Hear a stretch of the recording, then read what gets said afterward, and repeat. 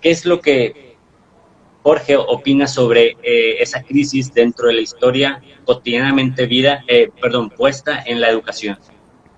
Sí, de hecho creo que tiene una relación muy profunda con la situación contextual del México contemporáneo. Específicamente, obviamente el mundo pues está viviendo más o menos la misma vicisitud respecto del posmodernismo, del marxismo cultural y demás. Pero en México particularmente me parece que es un hecho curioso que no se ha, creo, profundizado, porque creo que México desde su independencia carga con una especie de paradigma político en donde todos están enfrentados, básicamente desde la caída del primer imperio mexicano. Hemos visto cómo la presidencia es un vaivén de vicisitudes, de politiquería, ¿no? Como diríamos de manera contemporánea. Entonces, es eso profundamente desde siempre. Parece como la especie de maldición del México de toda la vida. Después después de años de guerra, lo que se establece es una dictadura con Porfirio Díaz. Que no digo que Porfirio Díaz no haya traído sus beneficios económicos, pero al final de cuentas fue una dictadura, ¿no? Entonces, después de la guerra, una dictadura. Después de la dictadura, una guerra. Y después de la guerra, otra dictadura. Una dictadura unipartidista. Entonces, parece como que es esa maldición de México, ¿no? Después, con la dictadura unipartidista, resulta que de repente ya hay transición.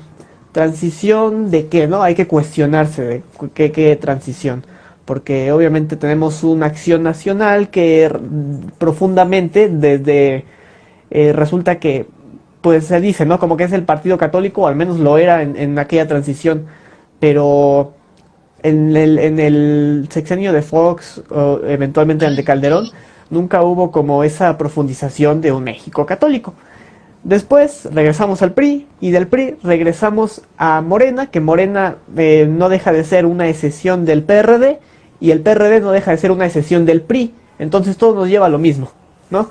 Encuentro Social, por ejemplo, ahora Encuentro Solidario, que es un partido nuevo, entre comillas, no deja de ser, al final de cuentas, un aliado de Morena. Entonces, ¿para qué me vienes a decir que eres derecha, o que eres conservador, o que eres pro vida, si te vas a aliar con Morena?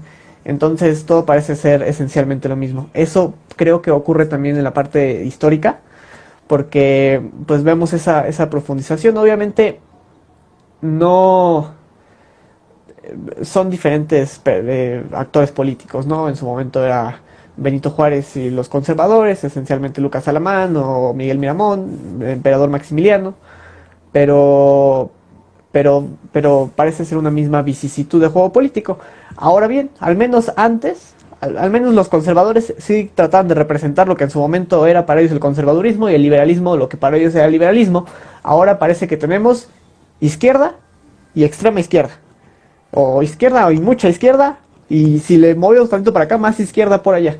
No hay derecha. Entonces, al menos antes sí había de dónde elegir, ¿no? Si te posicionabas en algo era porque pues había de dónde elegir. Ahora parece que pues no, o sea, no, de plano es una falsa sensación de democracia. No, y hablando, por ejemplo, en el sentido de la izquierda y la derecha, o sea, por ejemplo, por allí en algunos autores se ve, por ejemplo, eh, no sé, un Gramsci, por ejemplo, que muere con su sentido de pertenencia de lo que creía y nunca te iba a negar algo que él en toda su vida había luchado. Por ejemplo, Marx, que iba a morir siendo comunista porque toda su vida lo quería así y así era su estilo de vida. Bueno, no el material, pero sí el ideológico.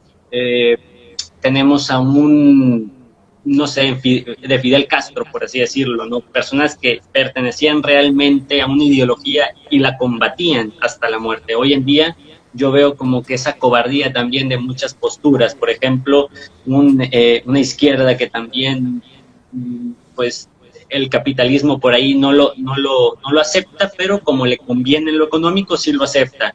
Lo que no acepta prácticamente vendría siendo una educación enfocada a la libertad, hablando en los liberales, por así decirlo, porque la quieren tener siempre coartada en el sentido de lo que yo pienso es lo que deberían de pensar todas las personas.